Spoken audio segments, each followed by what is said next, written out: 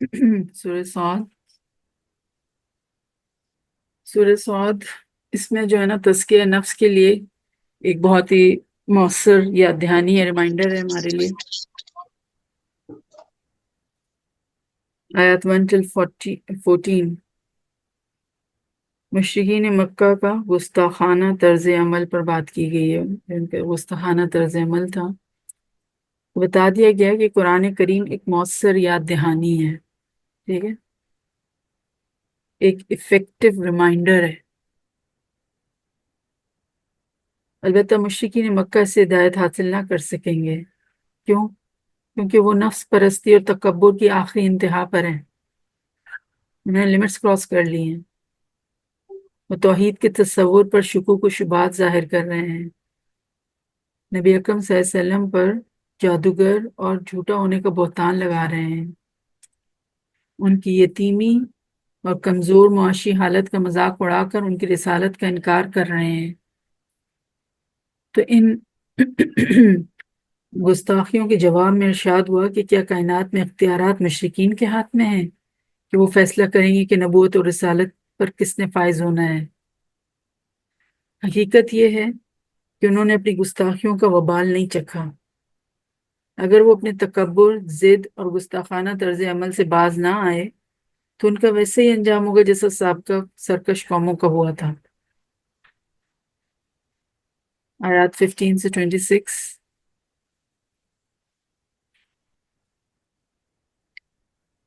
حضرت داؤد علیہ السلام پر اللہ کے فضل کا بیان ہے. یہاں پر یہ جو انبیاء کے قصے بیان ہو رہے ہیں، انبیاء کا جو ذکر آ رہا ہے، یہ آپ صلی اللہ علیہ وسلم کو تسلی دی جا رہی ہے کہ دیکھیں آپ سے پہلے جو انبیاء اور رسول گزرے تھے ان کے ساتھ بھی کیا کیا معاملات ہوئے. انہوں نے صبر استقامت کا مظاہرہ کیا، تو آپ بھی اپنے مشن پر ڈٹے رہیں. ہمارے لیے کیا سبق ہے کہ جب دین پر عمل کرنا مشکل لگے، قدم ڈگمگائیں، صراط مستقیم کے راستے پر شیطان کی اکساہٹیں ہوں، شیطان کے وسوسات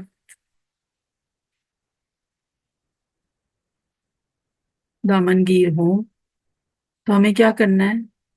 تو ہمیں بھی حضور صلی اللہ علیہ وسلم اور صحابہ ان کی زندگیوں سے سبق حاصل کرنا ہے نا. ان کو ایز اے رول ماڈل دیکھنا ہے.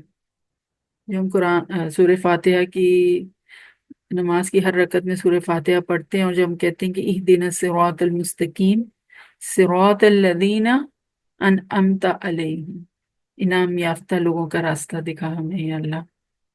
تو انعام یافتہ لوگ کون ہیں؟ ہے نا؟ کون ہے بتائیے؟ قرآن بتاتا ہے نا. جو اپنے وقت رسولوں کو مانتے ہیں اور ان پر ایمان لاتے ہیں، جو اللہ تعالیٰ نے ان پر نازل فرمایا.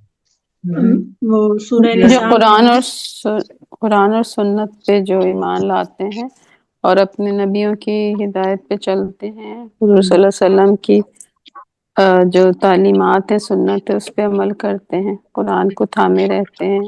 وہ ہیں انعام یافتہ لوگ. قرآن ان کو کن کیٹیگریز میں بیان کرتا ہے؟ انبیاء، جو ہے انبیاء، صدیقین، شہداء، صدیقین، صالحین. انبیاء، صدیقین، شہداء اور صالحین. ٹھیک ہے، یہ ہیں انعام یافتہ لوگ. صحیح.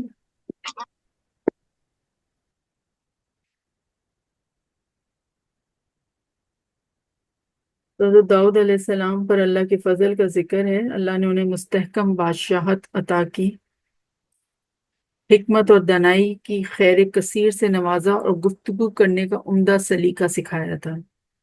یعنی داؤد علیہ السلام کو فصل الخطاب دیا گیا، یعنی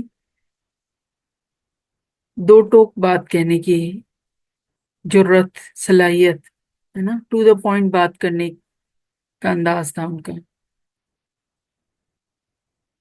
وہ اللہ سے لو لگانے کا خصوصی اہتمام فرماتے تھے. انہوں نے اپنی سرگرمیوں کے لیے دن مخصوص کر لیے تھے.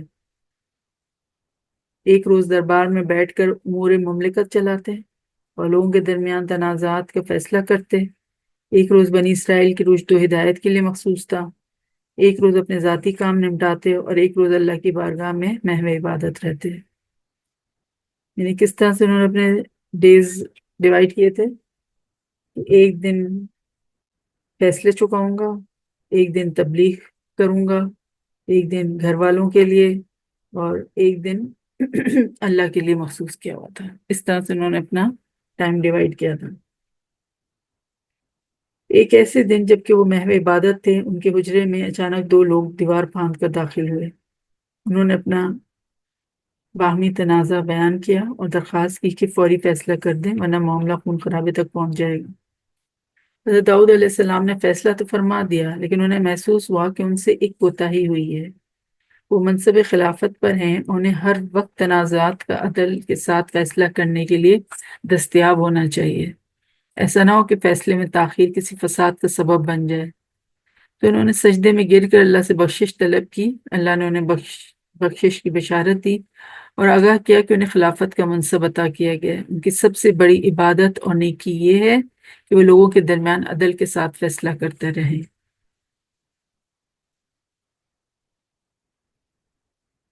تو حضرت داؤد علیہ السلام کو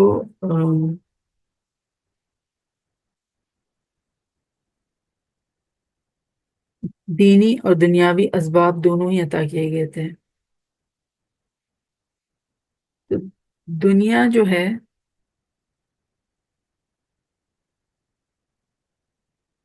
کہ جیسے ہم نے کہا نا کہ دنیا کا جوڑا آخرت ہے۔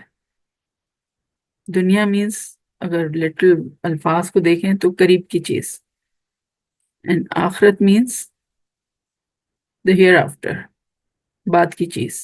ٹھیک ہے، دنیا اور دین کو اگر میں کہوں تو وہ کس طرح سے آپ اس کو ریلیٹ کریں گے؟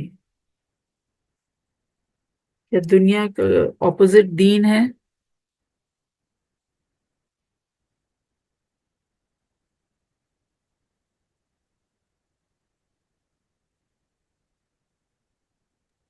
دونوں ساتھ ساتھ ہیں۔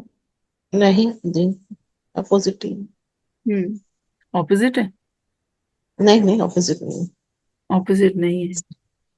تو دنیا اور دین آپس میں ان کی وہ ضد نہیں ہے، ٹھیک ہے، تضاد نہیں ہے، کلیش نہیں ہے دونوں میں کہ دنیا ہوگا تو دین نہیں ہوگا اور دین ہوگی تو دنیا نہیں ہوگا، ایسے نہیں ہے۔ ٹھیک ہے، کہ دین دونوں کو ساتھ ہی لے کے چلنا ہوگا تبھی اس کی پھر نتیجہ بھی نکلے گا۔ دونوں کو ساتھ، اور اس میں بھی پھر ایک کو تو اپر ہینڈ ملنا ہوگا نا۔ And what is that? بالکل، کو اپر ہینڈ ملے گا، دین کو۔ دین کو ملے گا نا، ڈیفینیٹلی۔ آف کورس جی۔ تو دین جو ہے وہ دنیا کو درست استعمال کرنا سکھاتا ہے، دنیا کیسے گزارنی ہے وہ دین بتائے گا۔ ہم کہتے ہیں رائٹ، دین اور دنیا ساتھ ساتھ چلے گی۔ اسلام میں تو ترک دنیا نہیں ہے نا کہ دین کو پکڑ کے بیٹھ جاؤ دنیا چھوڑ دو، نہیں ہے نا، رہبانیت نہیں ہے نا دین اسلام میں۔ یا یہ کہ دنیا کو پکڑ لو دین چھوڑ دو، یہ بھی صحیح نہیں ہے۔ تو دین اینڈ دنیا go hand in hand with each other, with دین having a upper hand، کیونکہ دین دنیا کو درست استعمال کرنا سکھاتا ہے، دین بتاتا ہے کہ دنیا کیسے گزارو، دین دنیا گزارنے کا سلیقہ سکھاتا ہے۔ ٹھیک ہے، داؤد علیہ السلام اتنی خوبصورت آواز میں تسبیح پڑھتے تھے کہ پہاڑ پرندے ساتھ جمع ہو کر تسبیح کرنے لگتے تھے۔ تو اللہ تعالیٰ کو اپنا کلام، اپنی تسبیح خوبصورت آواز میں سننا بہت محبوب ہے، اللہ خوش ہوتا ہے۔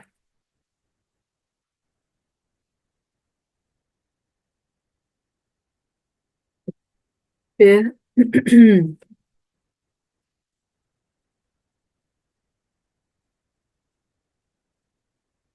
آیات 27 سے 40، नेकी करने वाले और बुराई करने वाले बराबर नहीं हैं।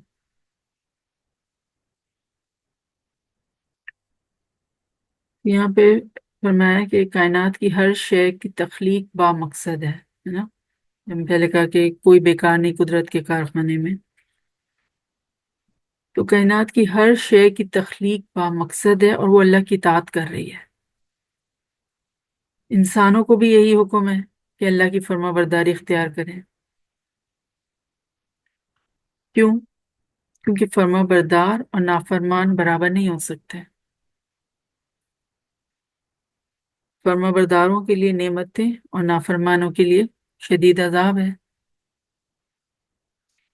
बता दिया गया कि कुरान हकीम इसलिए नाजिल किया गया है ताकि लोग इस मुबारक किताब पर गौर व फिक्र करके नसीहत हासिल करें। इसके बाद हज़रत सुलेमान अलैहिस्सलाम के बुलंद मकाम और मर्तबे का जिक्र किया गया। अल्लाह ताला ने उन्हें अपनी राह में जिहाद का खुसूसी जज्बा अता कर रखा था। उन्हें हर उस शय से मोहब्बत थी जो अल्लाह की राह में जिहाद के लिए काम आती थी। खास तौर पर उन घोड़ों की गर्दनों और पंडलियों पर शफकत से हाथ फेरते थे जो जंगों में इस्तेमाल होते थे। अल्लाह ताला ने उन्हें खूब नवाजा और हवा पर इख्तियार दे दिया था। जिस रुख पर चाहते जिस रफ्तार से चाहते उसे चलने का हुक्म देते। इंतहाई ताकतवर जन्नात उनके काबू में थे जिनसे बड़ी बड़ी तामीरात कराते और समंदरों से मोती और खजाने बरामद कराते।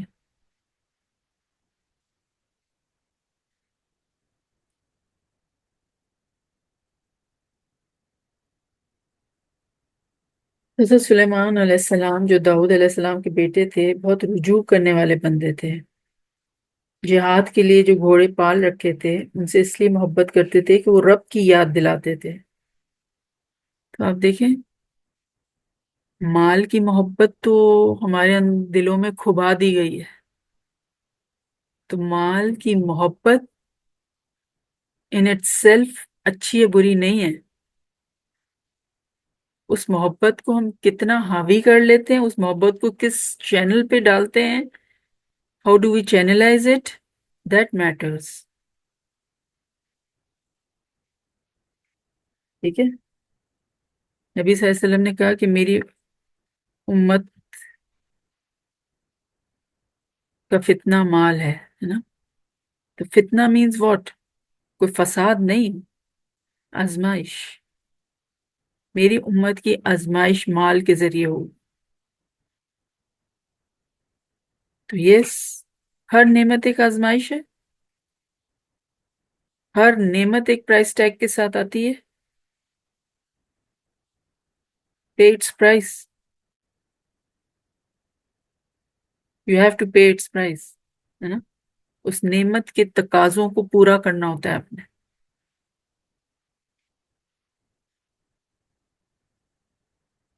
तो सुलेमान अलैहिस्सलाम को भी अल्लाह ताला ने माल की फरावानी, बादशाहत थी।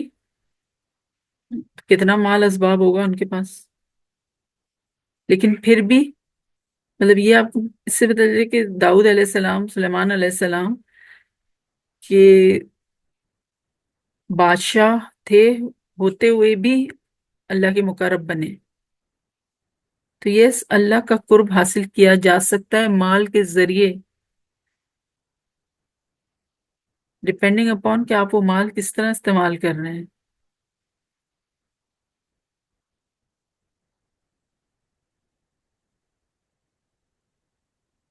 सलमान अलैहिस्सलाम ने जिहाद के लिए जो घोड़े पाल रखे थे उनसे इसलिए मोहब्बत करते थे कि वो रब की याद दिलाते थे। तो अगर अल्लाह का दिया हुआ माल आप अल्लाह के बताए हुए रास्तों में खर्च करेंगे, अल्लाह का कुर्ब हासिल करने के लिए, लिवजहिल्लाह, अल्लाह का चेहरा हासिल करने के लिए, अल्लाह की रजामंदी हासिल करने के लिए, तो वही माल आपको जन्नत तक पहुंचा देगा। एंड वाइस वर्सा, अगर अल्लाह का दिया हुआ माल आपने हर जगह खर्च किया सिवाय अल्लाह के रास्ते में, तो वही माल आपकी हलाकत का बायस बन जाएगा।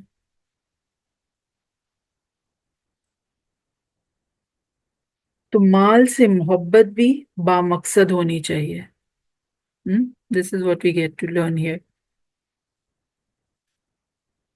माल वक्त गुजारी के लिए, माल से मोहब्बत वक्त गुजारी के लिए नहीं, ऐश और आसाइश के लिए नहीं,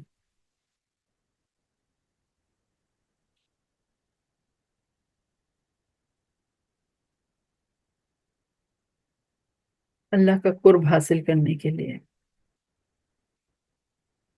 याद रखें, हर नेमत रहमत बन जाती है अगर वो रब से करीब करे, हम्म और वही नेमत अजाब बन जाती है अगर रब की याद से गाफिल कर दे। अब आप अपनी नेमतें गिन लें और अपना असेसमेंट कर लें कि जो नेमत अल्लाह ने आपको दी है, वो नेमत आपको रब से करीब कर रही है, अल्हम्दुलिल्लाह, वो आपके हक में रहमत है। लेकिन अगर वो नेमत आपको रब से दूर कर रही है तो वो आपके लिए जहमत है।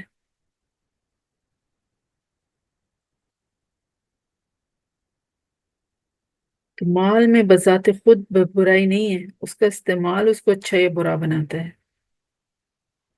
तो हर चीज को रब की मोहब्बत हासिल करने के लिए इस्तेमाल किया जाए।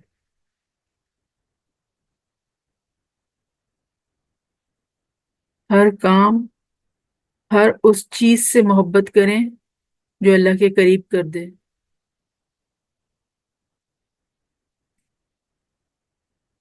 तो मोहब्बत जो है ना, बहुत बड़ा जज्बा मुहर्रिका है, एक मोटिवेटिंग फैक्टर है। आपको जिससे मोहब्बत होती है उसके लिए आप अपना तन मन धन लुटा देना चाहते हैं, ऐसा ही है। आपको जिस काम से मोहब्बत हो वो काम आपके लिए आसान हो जाता है, वो काम आपका पैशन बन जाता है, वो काम आपका हॉबी बन जाता है। क्योंकि उस काम से मोहब्बत, किसी को पेंटिंग से मोहब्बत है तो वो उसकी हॉबी है ना, वो उसके लिए आसान हो जाती है। वो अपनी हेक्टिक स्केड्यूल में से भी पेंटिंग के लिए वक्त निकाल लेता है। जिसकी जो जो लाइकिंग होती है आप देख लें खुद, हर कोई अपना मुहासबा करने के लिए काफी है। जिस चीज से आपको मोहब्बत होती है, जिस काम से आपको मोहब्बत होती है, उसके लिए आपके पास वक्त भी आ जाता है, वो आपके लिए आसान भी हो जाती है। ऐसा ही है।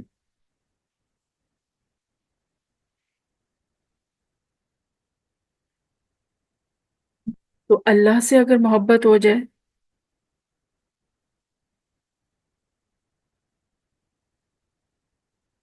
तो इंसान के लिए सवाल अमल करना कोई मुश्किल नहीं रहता फिर। अल्लाह की खातिर तन मन धन की बाजी लगाने के लिए इंसान तैयार रहता है। अल्लाह को खुश करने के लिए काम करना आसान हो जाता है अगर अल्लाह से मोहब्बत हो जाए तो फील इट दिस वे, इस तरह से महसूस करें। और अल्लाह से अल्लाह की मोहब्बत मांगने वाली चीज है।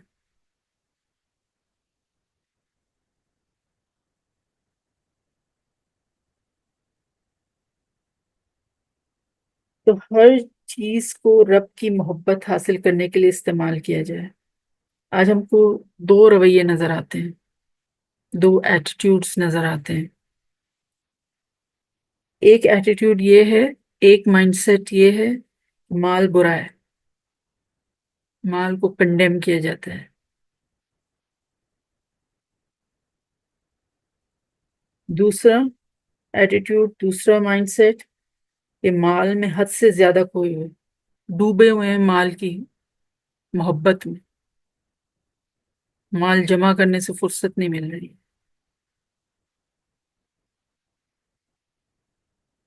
तो इस्लाम क्या कहता है?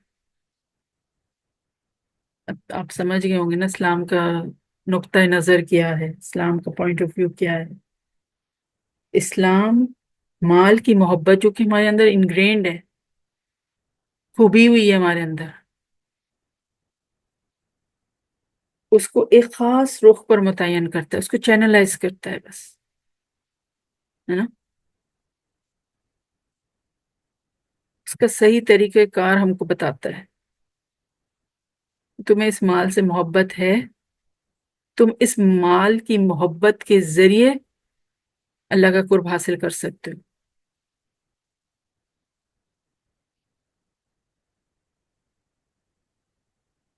وہ کس طرح؟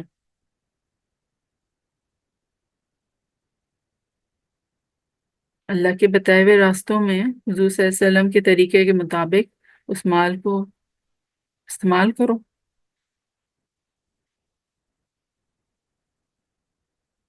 مال کی محبت یہ ہو کہ صرف سینے سے لگا کے رکھا جائے تو پھر وہ تو اللہ کا قرب حاصل کرنے کا ذریعہ نہیں بنے گی نا وہ محبت تو. اس لیے اب دیکھیں سلیمان علیہ السلام کی جو انداز بتایا گیا، وہ گھوڑوں سے اس لیے محبت کرتے تھے کیونکہ یہ جہاد میں استعمال ہوتے ہیں، اللہ کی راہ میں استعمال ہوتے ہیں. اس سے ہمیں جانوروں سے محبت کا بھی ایک سبق ملتا ہے. حضور صلی اللہ علیہ وسلم کو بھی گھوڑوں سے بہت پیار تھا، آپ ان کی پیشانی پر ہاتھ پھیرا کرتے تھے. تو جو بھی جانور آپ نے پالے ہوئے ہیں، اگر گھر میں شوق ہے، اینیمل لور ہیں آپ، تو ان سے مطلب کتے کے علاوہ بات ہو رہی ہے، بلی ہے یا کوئی اور ڈومیسٹک اینیمل، تو آپ اس کو پیار کر سکتے ہیں. اور یہ مطلب یہ سوچ کے کریں کہ سنت رسول، تو اس میں بھی ثواب ملے گا آپ کو، ہے نا.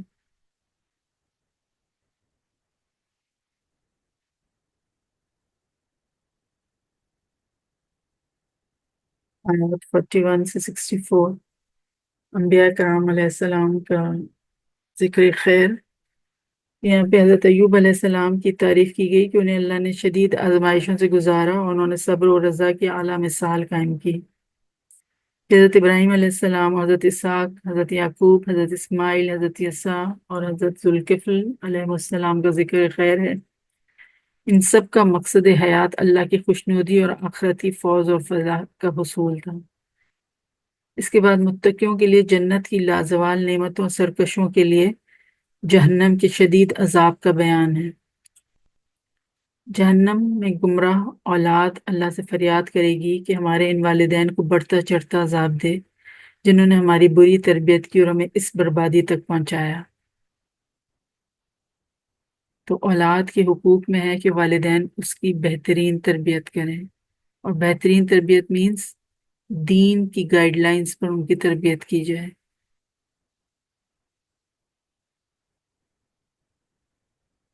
ورنہ وہی اولاد آپ کے اگینسٹ اللہ سے فریاد کرے گی کہ ان کو جو ہے نا زیادہ عذاب دے کیونکہ انہوں نے ہماری تربیت نہیں کی تھی.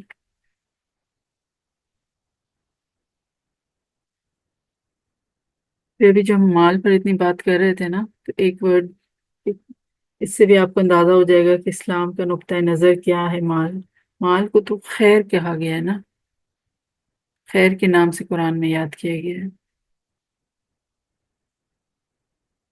تو اگر اسلام مال کو کنڈیم کرتا تو پھر تو شر کہا گیا ہوتا اسے. کہیں بھی آپ کو یہ لفظ تو نہیں ملتا مال کے لیے، ہے نا. تو بس یہی ہے، اس کا استعمال آپ کیسے کر رہے ہیں، وہ آپ کو، یہی مال آپ کو جنت تک بھی پہنچا سکتا ہے اور یہی مال آپ کو جہنم تک بھی پہنچا سکتا ہے. تو ایوب علیہ السلام کا ذکر ہے یہاں پہ.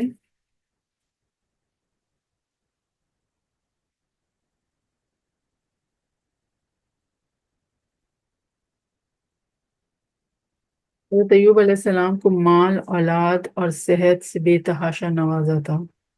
صابر اور شاکر بندے تھے. پھر اللہ تعالیٰ نے ان کو آزمایا اور سب چھین لیا. 18 سال وہ بیماری میں انہوں نے گزارے، صبر کرتے رہے، بالآخر رب سے دعا مانگی تو اللہ تعالیٰ نے پہلے سے دگنا نواز دیا. تو اب دیکھیں ان کی جو دعا اور جگہ قرآن میں آتی ہے، انی مسنی الضر وانت ارحم الراحمین، ہے نا. بے شک مجھے تکلیف میں چھوا ہے اور آپ تو سب رحم کرنے والوں سے بڑھ کر رحم کرنے والے ہیں. یہاں پر جو آیت 41 میں فرمایا وہ کیا ہے؟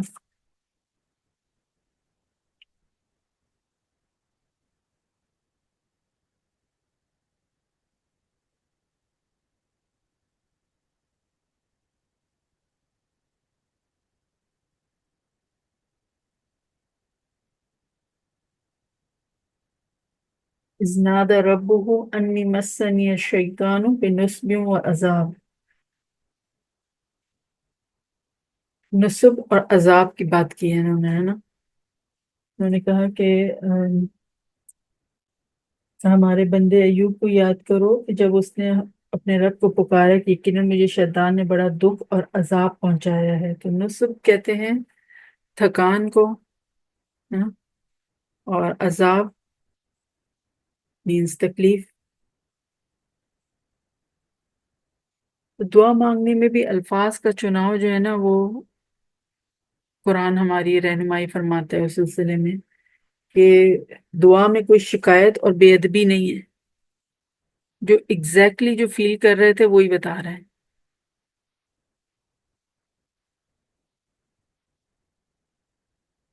اللہ تعالیٰ نے اس لیے انہیں آزمایا تاکہ عقل والے اس واقعے سے سبق حاصل کریں اور اپنی آزمائشوں پر اس طرح سے صبر کریں.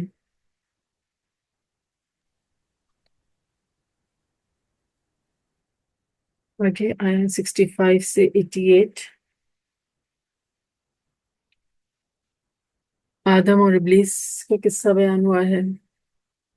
فرشتوں کے سامنے اللہ کا یہ فرمان نقل ہوا کہ میں ایک انسان گارے سے بنا رہا ہوں. جب میں اس میں اپنی روح ڈال دوں تم اس کے سامنے سجدے میں گر جانا. تو یعنی انسان کی عظمت کا سبب اس کا خاکی وجود نہیں ہے، بلکہ کیا ہے؟ اللہ تعالیٰ نے سیکوینس آف ایونٹ کیا ہے؟ فَنَفَخْتُ فِيهِ مِن روحی، جب میں اپنی روح میں سے اس میں پھینک دوں پھر تم سجدے میں گر جانا. تو انسان کی عظمت کا سبب اس کا خاکی وجود نہیں بلکہ اس میں موجود روح ربانی ہے، جس کی وجہ سے وہ اشرف المخلوقات بنا ہے. تمام فرشتوں نے انسان کو سجدہ کیا، اور سجدے کا حکم فرشتوں کے ساتھ ساتھ ایک جن ابلیس کو بھی دیا گیا تھا، کیونکہ وہ اپنی عبادت اور ریاضت کی وجہ سے جو ہے فرشتوں کے درمیان اس کو مقام دیا گیا تھا، اتنا اعلیٰ مرتبہ اس کو دیا گیا تھا. لیکن کیا ہوا کہ ایک نافرمانی اس کو ہلاکت میں ڈالنے کے لیے کافی ہو گئی. ایک بات نہ مانی، اس نے تکبر کی وجہ سے سجدہ کرنے سے انکار کر دیا، اور اس انکار نے اس بد نصیب کو کافر اور ملعون بنا دیا.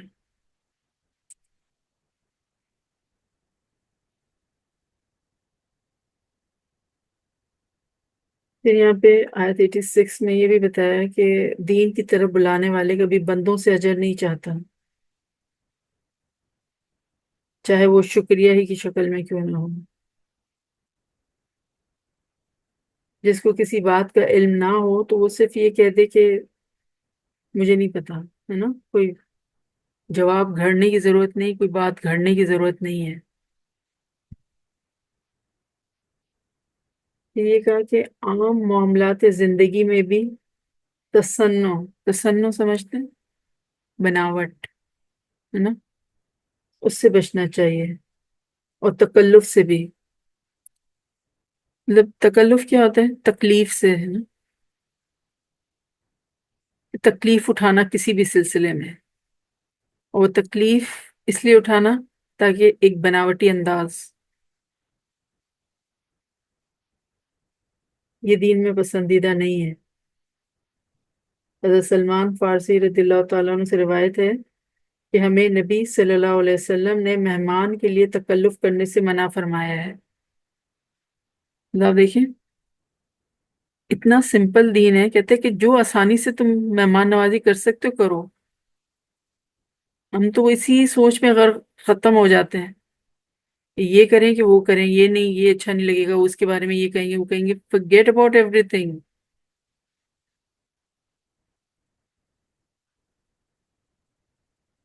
جو آسانی سے آپ مہمان نوازی کر سکتے ہیں وہ کر دیں.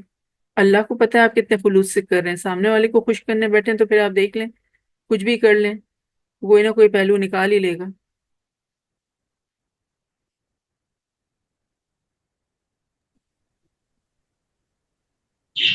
लिबास, खुराक, रिहाइश और दीगर मामलात में तकल्लुफ इस्लामी तालीमात के खिलाफ है। ठीक है, हम कहते हैं पुरतकल्लुफ दावत। पुरतकल्लुफ दावत इज नॉट द इस्लामिक वे।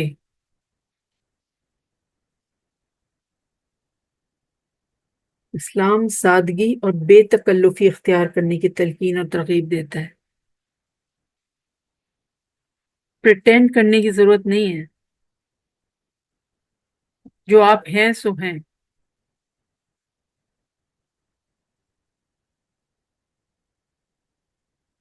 तोहफे देने में भी तकल्लुफ का एहतमाम नहीं होना चाहिए, कि वो तोहफे की एसेंस खत्म हो जाती है। आपको किसी ने अपने हिसाब से तोहफा दिया, अब आप अपने हिसाब से उसको तोहफा दें, तो तोहफे के एसेंस जो है ना, एक मोहब्बत कायम रखना, मोहब्बत बढ़ाना आपस में, वो चीज प्रिवेल करनी चाहिए, वो चीज जो है ना चलती रहनी चाहिए। जब हम तोहफे के तकल्लुफात में पड़ जाते हैं तो फिर मोहब्बत और बेस्ट विशेस और सिंसियर विशेस ये सब जो है ना एक तरफ चली जाती है, मटेरियलिज्म ऊपर आ जाता है।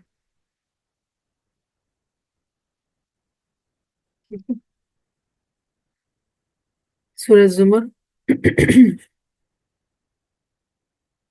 सूरह जुमर में जो है अल्लाह ही की इबादत का बयान मिलता है। आयत 1 till 9, अल्लाह की बंदगी करो खालिस इताअत के साथ। यहाँ हुक्म दिया गया कि जिंदगी के तमाम मामलात में ज़ौक़ व शौक़ से अल्लाह की इताअत करो। कायनात में हर मखलूक अल्लाह की इताअत कर रही है, तो इंसानों को भी यही रविश अख्तियार करनी चाहिए। इंसानों पर अल्लाह की नेमतें बेशुमार हैं। अगर इंसान अल्लाह का शुक्र करे तो अल्लाह बहुत खुश होता है। इसके बरक्स अगर वो नाशुक्री करें तो अल्लाह को ये रविश पसंद नहीं। इंसान का मामला अजीब है। जब तकलीफ पहुंचती है तो गिड़गिड़ा गिड़गिड़ा कर अल्लाह से दुआएं करता है। फिर जब अल्लाह तकलीफ दूर कर देता है तो उस एहसान को किसी और की तरफ मंसूब करता है और अल्लाह के सिवा दूसरे माबूदों को पुकारने लगता है। तो ऐसे एहसान फरामोशों का ठिकाना जहन्नम की आग है। आखिर में बता दिया गया कि अल्लाह की नज़र में इल्म रखने वाले और इल्म ना रखने वाले वो बराबर नहीं है। लेकिन इल्म रखने वालों का दर्जा बहुत बुलंद है।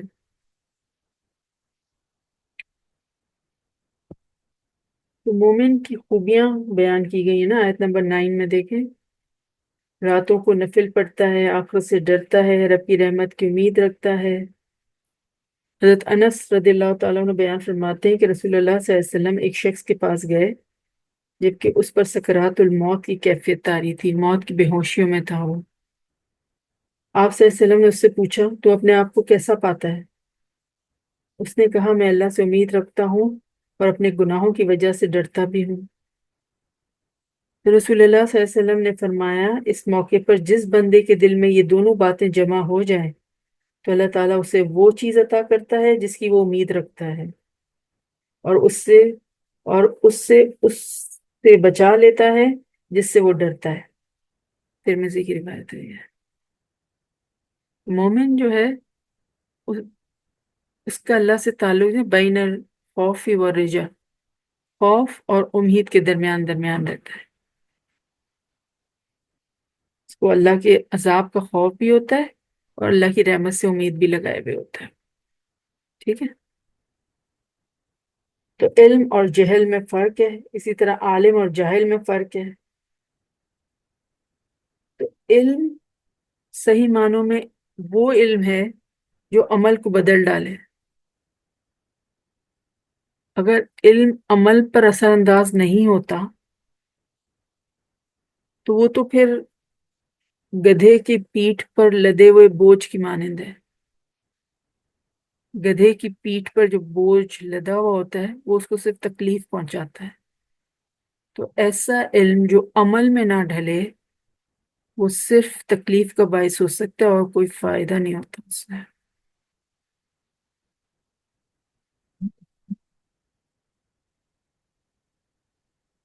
دین کی جو بات کی جاتی ہے دین اسلام کا ہے، یا دین لفظ جو ہے اس کو الگ الگ طریقے سے قرآن سمجھاتا ہے ہمیں.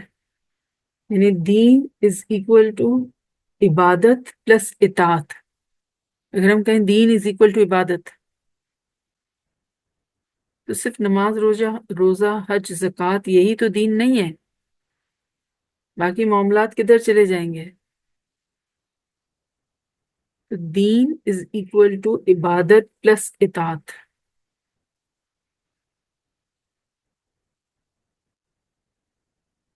یا آپ ایسے کہیں گے دین از اکول ٹو اطاعت. اب ہر مرحلے میں ہر ایسپیکٹ سے اللہ کی اطاعت کرنی ہے، اب چاہے عبادت کا مرحلہ ہو چاہے معاملات کا مرحلہ ہو، ہے نا.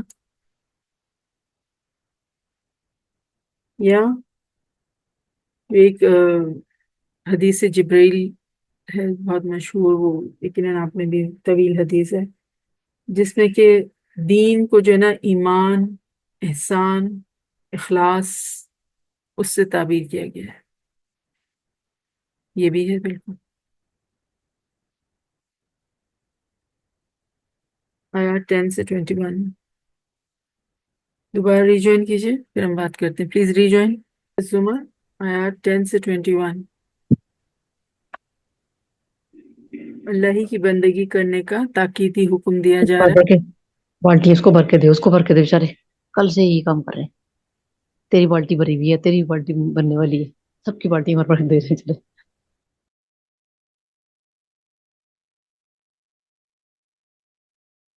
نبی اکرم صلی اللہ علیہ وسلم کو تلقین کی گئی کو اعلان کر دیں کہ مجھے حکم دیا گیا کہ میں اللہ کی بندگی کروں مکمل اطاعت کے ساتھ، اور سب سے پہلے اللہ کے فرما بردار ہونے کی مثال قائم کروں.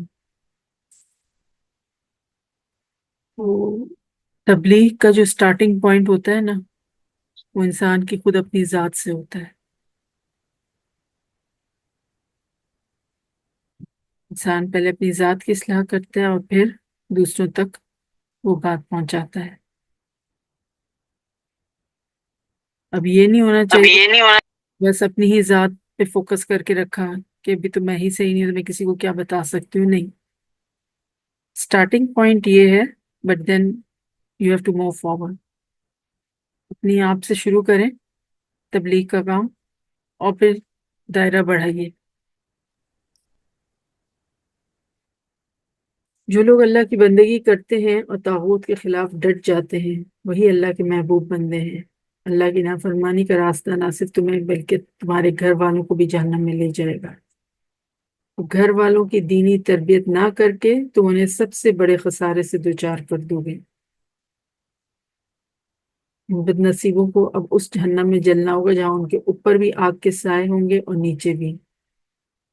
یہ ہولناک جہنم ہے جس سے اللہ بندوں کو ڈرا رہا ہے. خدا کے لیے ڈرو اور زندگی کے تمام معاملات میں اللہ کی اطاعت کر کے خود کو ہمیشہ ہمیشہ کی بربادی سے بچا لو.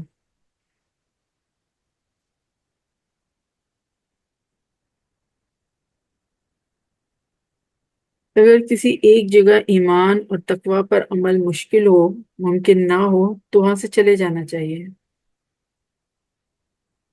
کیونکہ ایمان اور تقوی کی راہ میں مشکلات تو لازمی آتی ہیں. جزا فضا اور بے صبری سے نازل شدہ مصیبت ٹل نہیں جاتی. جو محرومی ہو گئی ہے وہ لوٹ تو کے تو نہیں آتی. عقل مند انسان کیا کرتا ہے؟ صبر کر کے اجر عظیم کماتے ہیں.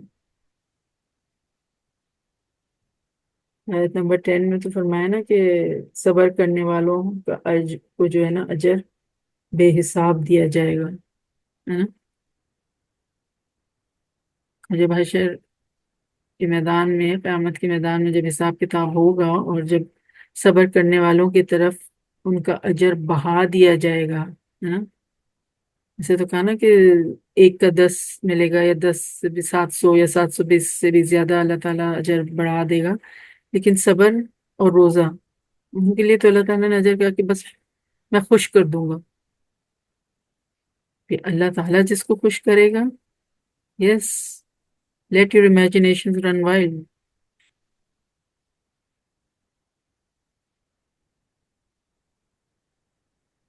جب صبر کرنے والوں کی طرف اجر بڑھا دیا جائے گا تو اس وقت دنیا میں اس وقت جو اور لوگ ہوں گے جنہوں نے بے صبری کا مظاہرہ کیا ہوگا تو وہ یہ دیکھ کر چاہیں گے کہ کاش دنیا میں ہماری کھالیں جو ہے نا وہ کینچیوں سے کاٹی جاتی اور ہم صبر کرتے اور پھر آج ہماری طرف یہ اجر بڑھایا جا رہا ہوتا۔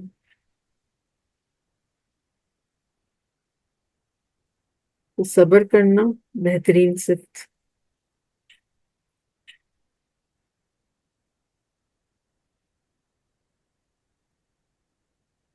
تو جو محرومی ہو گئی وہ لوٹ کر تو واپس نہیں آتی نا۔ عقل مند جو ہے وہ صبر کر کے اجر عظیم کماتا ہے۔ پھر آیات 17 اور 18 میں کیا فرمایا کہ بہترین بات کی پیروی کرنا۔ تو بہترین بات کیا ہے؟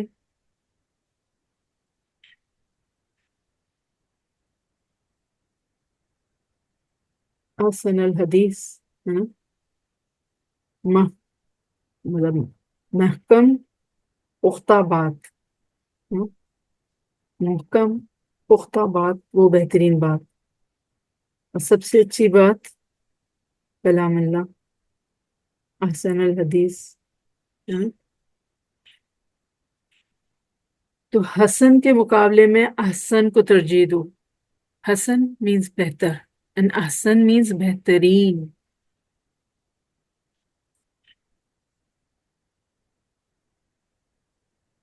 تو اللہ کا بندہ جو ہے وہ اللہ کی بات کو غور سے سنتا ہے۔ کیوں؟ کسی بھی بات کو آپ بتائیں آپ غور سے کیوں سنتے ہیں؟ ویسے تو بہت سی باتیں چل رہی ہوتی ہیں، آپ سنی انسنی کر دیتے ہیں، لیکن کس بات کی طرف آپ کان لگاتے ہیں؟ جس میں دلچسپی زیادہ ہوتی ہے۔ ہاں، جہاں سے آپ کو کوئی فائدہ اٹیچ ہوتا ہے نا، جہاں سے آپ کو کوئی فائدے کی بات، کوئی پتے کی بات پتہ چل رہی ہوتی ہے، وہ آپ کے لیے دلچسپ بھی ہوتی ہے اور اس طرف آپ پہ کان بھی دھرتے ہیں۔ آپ کو پتا ہوتا ہے کہ یہ میرے فائدے کی بات بتا رہا ہے، یہ میرے کام کی بات ہے نا، ایسا ہی ہے۔ تو اللہ کا جو بندہ ہے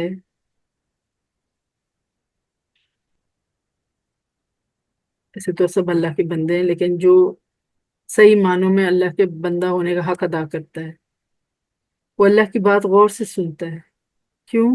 کیونکہ اس کو پتا ہوتا ہے کہ اس کا فائدہ پوشیدہ ہے۔ وہ قرآن کو غور سے سنتا ہے کیونکہ اس کو پتا ہے کہ میری ہدایت کے لیے، میری رہنمائی کی، میری گائیڈ لائنز ہیں اس میں نہیں سنوں گا تو میں گمراہ ہو جاؤں گا، میں کان نہیں لگاؤں گا، میں کان نہیں دھروں گا تو I'll be lost۔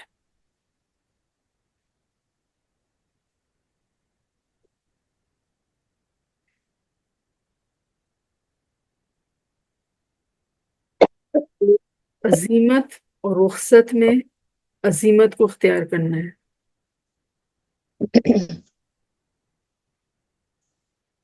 بہترین بات یہ ہوگی، احسن الحدیث یہ ہوگی، یعنی بدلہ لینے کے مقابلے میں عفو و درگزر اختیار کرتے ہیں۔ مطلب اگر کوئی آپ پر ظلم کرتا ہے تو آپ کے پاس دین اجازت دیتا ہے کہ آپ اتنا ہی بدلہ اس سے لے لیں، جتنا ظلم اس نے آپ پہ کیا ہے اتنا ہی ظلم آپ اس پہ کر سکتے ہیں نا۔ تو رخصت تو ہے، اجازت تو ہے، لیکن جو عباد اللہ ہوتے ہیں نا، جو اللہ کے بندے ہیں، وہ رخصت کی راہ نہیں لیتے، وہ عزیمت کی راہ لیتے ہیں۔ اور عزیمت کی راہ کیا ہے کہ معاف کر دو، اس کو درگزر کر دو، لیٹ گو۔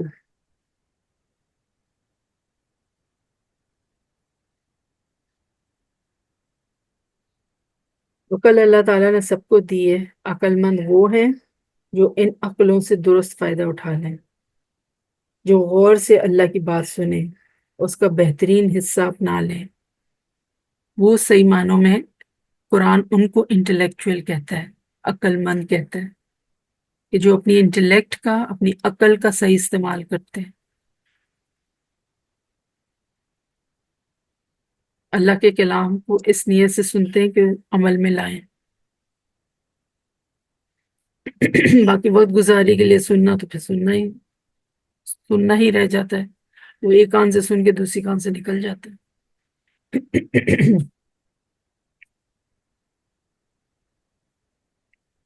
آیات 22 سے 31 نور ہدایت کیا ہے اس پر بات کی گئی ہے۔ فرمایا کہ اللہ جس بندے کے لیے خیر کا فیصلہ فرماتا ہے اس کا سینہ شریعت پر عمل کے لیے کھول دیتا ہے۔ بلا شبہ اللہ نے قرآن کریم کی صورت میں نہایت حسین کلام نازل فرمایا جس کی تاثیر ایسی ہے کہ اس کو سن کر خوف خدا رکھنے والوں پر رقت طاری ہو جاتی ہے، دل کانپ اٹھتے ہیں، اعصاب ڈھیلے پڑ جاتے ہیں، سر جھک جاتے ہیں، آنسو ٹپک جاتے ہیں۔ اللہ کے کلام میں وہ تاثیر ہے، ان کے دل اللہ کے ذکر کی طرف اور ان کے جسم اللہ کی اطاعت کی طرف مائل ہو جاتے ہیں۔ یہ ہے وہ نور ہدایت جو اللہ کی طرف سے عطا ہوتا ہے۔ اس کے برعکس جس بد نصیب کو اللہ کے احکامات ایک بوجھ محسوس ہوں، اس کا دل اللہ کے ذکر سے محرومی کی وجہ سے سیاہ اور سخت ہو چکا ہو، تو ایسے ہی لوگ کھلی گمراہی میں ہیں۔ تو دل کا نرم ہونا خوش بختی کی علامت، دل کا سخت ہونا بدبختی کی علامت ہے۔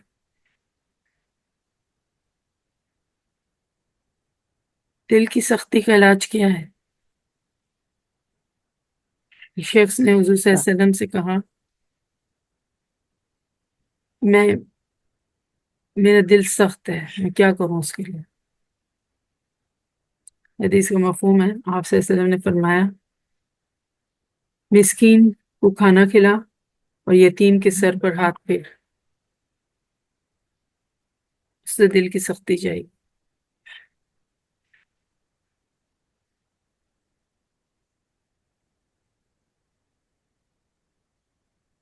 پھر میں عقیدہ توحید کی نعمت کو ایک مثال کے ذریعے واضح کیا گیا ہے۔ اگر ایک غلام کے کئی آقا ہوں جو آپس میں لڑتے رہتے ہوں تو اس کی زندگی انتہائی مشکلات کا شکار ہوگی۔ اس کے برعکس جس غلام کا صرف ایک ہی آقا ہوگا وہ بڑے سکون میں ہوگا۔ اسی طرح صرف ایک اللہ کی بندگی انسان کو دوسروں کے خوف یا دوسروں کی چاپلوسی سے بچا کر نہ صرف سکون بلکہ باوقار زندگی عطا کرتی ہے۔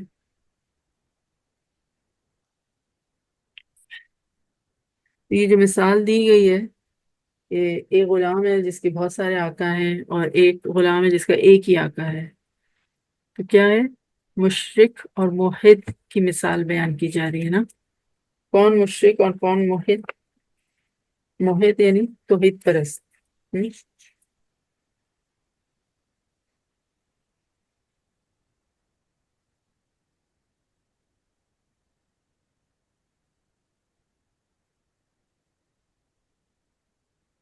بھئی جس غلام کا ایک آقا ہے، مینس کہ جو انسان ایک اللہ کی پرستش کرتا ہے، جس نے ایک اللہ کو اپنا معبود بنایا ہوا ہے، وہ ایٹ پیس ہے نا، کہ اس کو ایک رب کو راضی کرنا ہے۔ اور ایک غلام ہے جس کے بہت سارے مالک ہیں، وہ ایک کو راضی کرتا ہے دوسرا ناراض ہو جاتا ہے، دوسرے کو کرتا ہے پہلا ناراض ہو جاتا ہے، تو سمجھ نہیں آتا کہ کیا کرے، کس کو راضی کرے کس کو ناراض کرے، تو ایک گھن چکر بنا رہتا ہے۔ تو شرک انسان کی عقل کو معاف کر دیتا ہے، توحید انسان کی عقل کو روشن کرتا ہے۔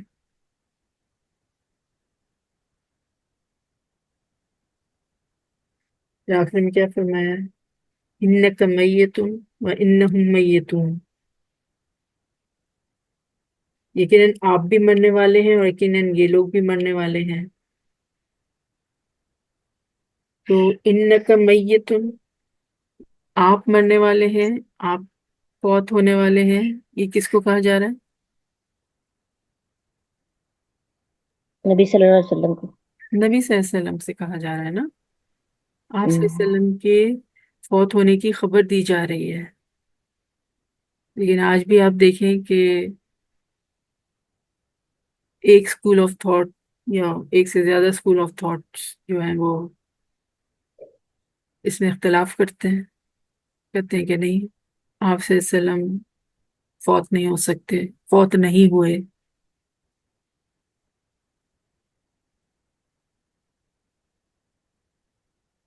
تو اگر آپ فوت نہیں ہوئے تو صحابہ نے کس کو جو ہے وہ دفن کیا؟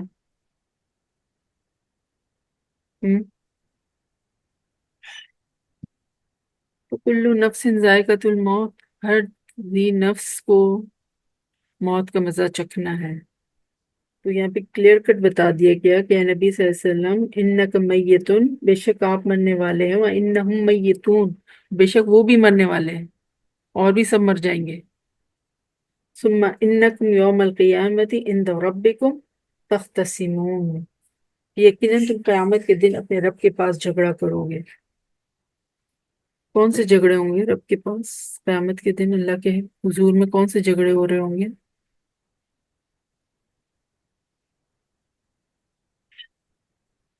یہ ایک دوسرے پہ الزامات دے رہے ہوں گے کہ بھی تم نے ہاں ہمیں گمراہ کیا تھا۔ بالکل، ظالم اور مظلوم کے جھگڑے، مشرک اور موحد کے جھگڑے، سب ایک دوسرے کو بلیم کر رہے ہوں گے۔ یس، لیڈرز اور عوام کے جھگڑے، حاکم اور محکوم کے جھگڑے۔ پھر ابھی جو ہم نے دیکھا انسان کے اپنے اعضاء سے جھگڑا ہو رہا ہوگا، اپنے ہاتھ پاؤں سے جھگڑ رہا ہوگا۔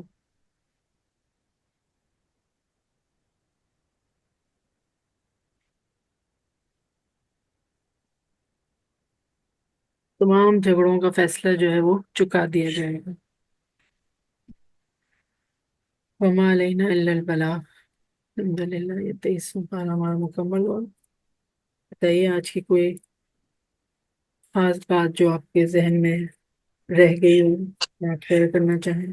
رضوانہ ایک بات بتانا تھا ہمیں کہ ایک دعا ہے کہ یہ جو تم اس پہ مال پہ اور دولت کا تھا کہ دولت اچھی چیز ہے، اس کو برا نہیں سمجھنا چاہیے، اسکول آف تھاٹ بھی الگ الگ ہیں، لوگ اسکالرز الگ الگ بات کرتے ہیں۔ تو اس میں ایک بہت دعا بھی تھوڑے دن پہلے ہم نے سنی کہ اے اللہ مجھے اتنا دے اتنا آواز دے نہیں اتنا آ دے کہ میں خوش ہو جاؤں، اور پھر اللہ تعالیٰ میں اتنا دوں دوسروں کو، اتنا دوں کہ آپ مجھ سے خوش ہو جائیے۔ الحمدللہ، صحیح۔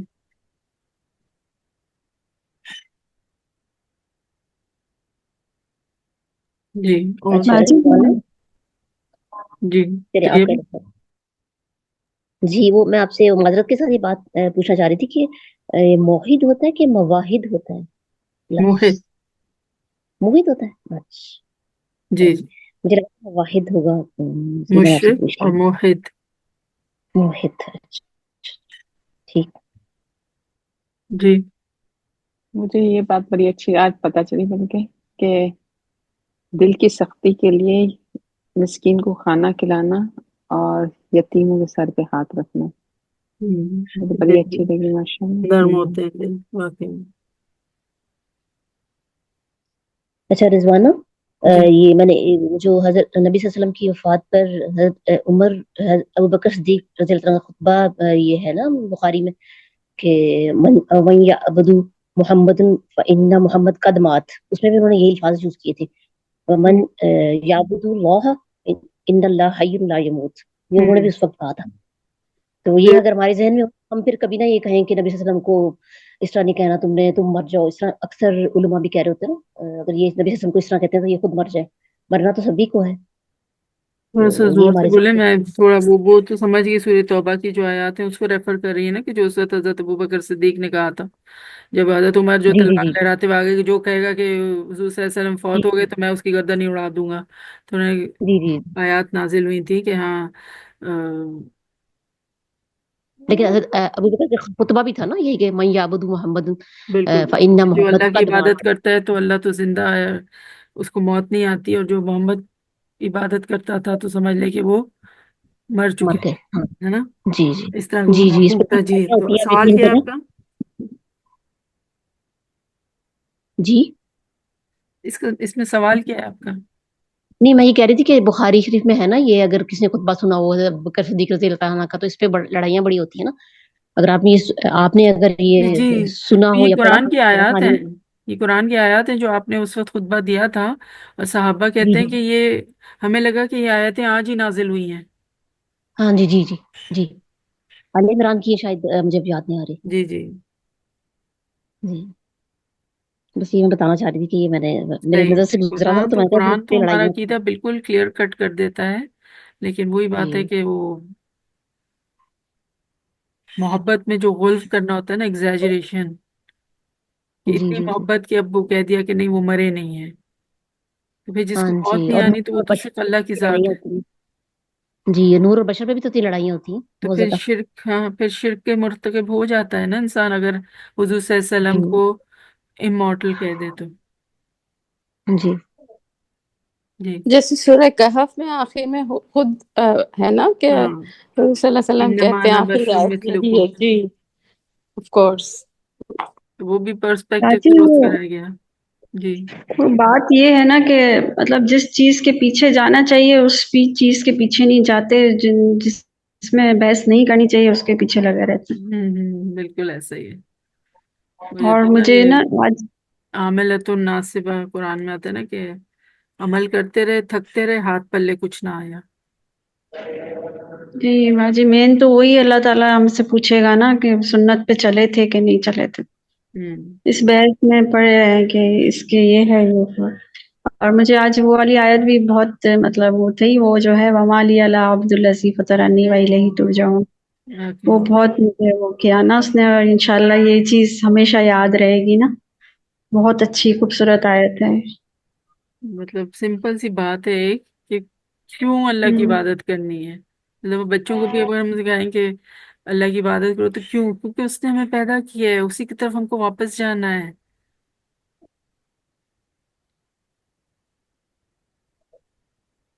जी,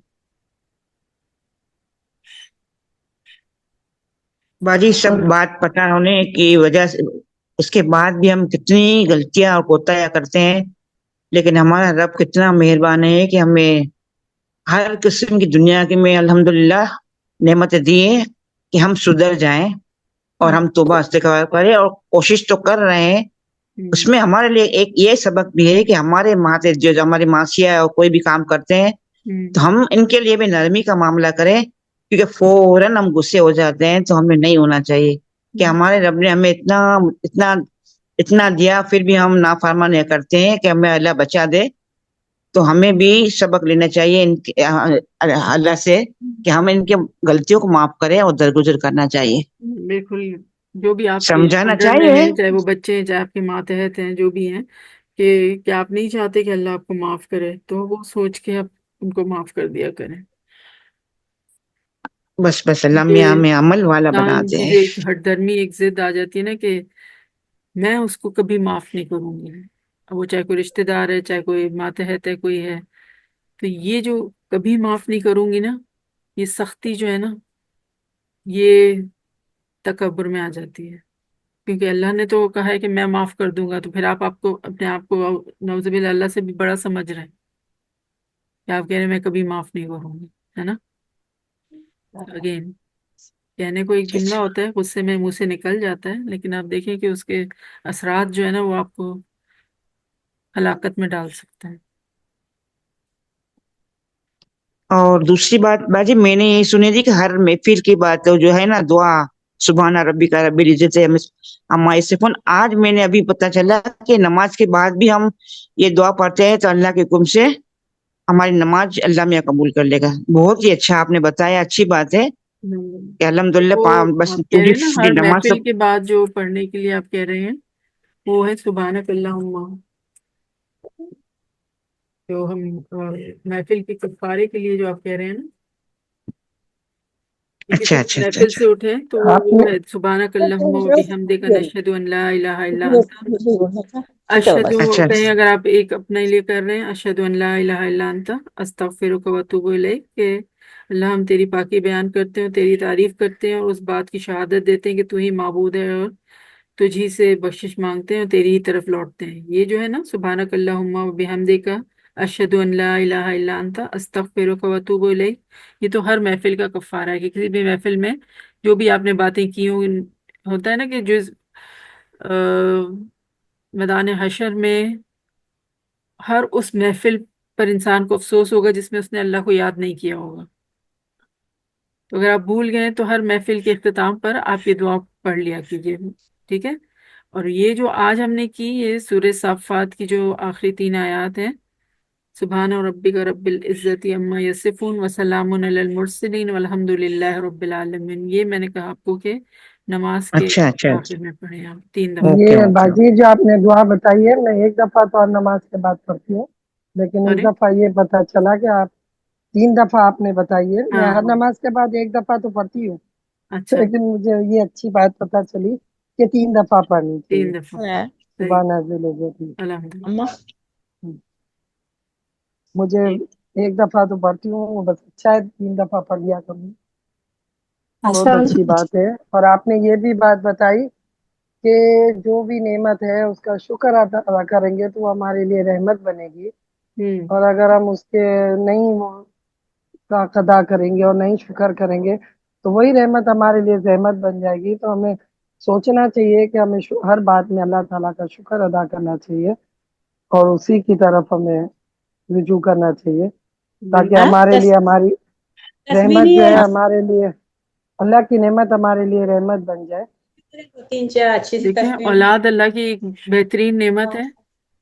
जी जी, उस बस औलाद को अगर आप अल्लाह अल्लाह की उनको फर्मा हिदायत बरदार दे। बनाएंगे, औलाद का शुक्र आमीन। अदा करना मतलब क्या, कि उस औलाद को अल्लाह का फर्मा बरदार बनाए, है ना। हाँ तो ठीक, दीनी बिल्कुल सही है। गाइडलाइंस पे उसकी तरबियत करें तो अल्हम्दुलिल्लाह, वरना वही औलाद जो नेमत है वो जहमत बन जाएगी आपके लिए। बस इंशाल्लाह कोशिश तो पूरी करते हैं, समझाते हैं, बताते हैं, बस अल्लाह उनको हिदायत दे दे, आमीन। भी दुआ करते हैं। ना जी मुसरत, जी। दरअसल लाइट नहीं थी तो मैंने अभी ज्वाइन किया है, लाइट चली गई थी। तो मैं पूछ रही हूँ कौन सी दुआ आपने बताई है? सॉरी, क्या पूछ रही हैं? जी आपने लाइट नहीं थी ना तो इस वजह से मैं ज्वाइन कर नहीं सकी बीच में, अभी लाइट आई है तो आपने कोई दुआ बताई है जैसे वो बहन जिक्र कर रही थी अभी कि 3 दफा पढ़नी है, तो सूरह कौन सी दुआ? साफात, सूरह साफात की आखिरी 3 आयत जो है ना, सूरह सूरह साफात, सूरह साफात, अच्छा। उसकी आखिरी 3 आयत जी फिर जी, नमाज के इख्तिताम पे पढ़ लें, अच्छा अच्छा, इंशाल्लाह उसकी 3 दफा, कबूलियत। हाँ, ठीक है। सूरह साफात मतलब उसके या सूरह एक्सेंट क्या? यासीन के बाद जो सूरह साफात है ना। अच्छा अच्छा, ठीक है, उसकी आखिर की 3 आयतें। जी अच्छा सही, ठीक है, जज़ाकल्लाह, जी सही। जी।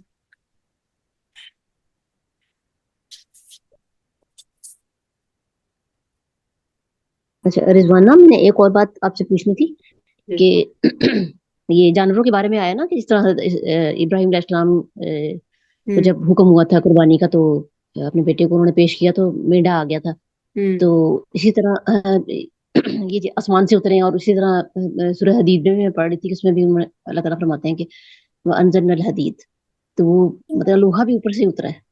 तो ये चीज भी नहीं पता चली। तो हम्म, अल्हम्दुलिल्लाह। तो ये मतलब ये कि किस तरह इसका वो मतलब लोहा तो जमीन पे ही है लेकिन अल्लाह अल्लाह कह रहा है मैंने उतारा। हम्म, नहीं,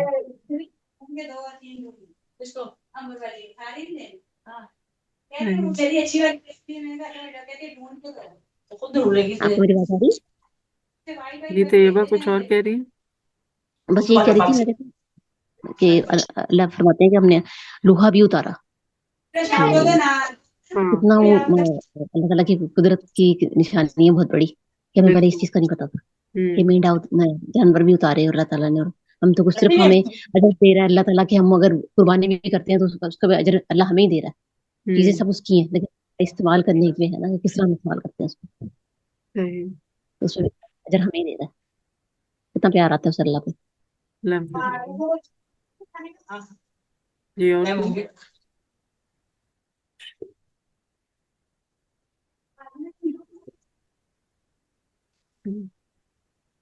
وما علینا الا البلاغ سبحانك اللهم وبحمدك نشهد ان لا اله الا انت نستغفرك ونتوب اليك سبحان ربك رب العزة عما يصفون وسلام على المرسلين والحمد لله رب العالمين جزاكم الله خيرا كثيرا السلام علیکم ورحمۃ اللہ وبرکاتہ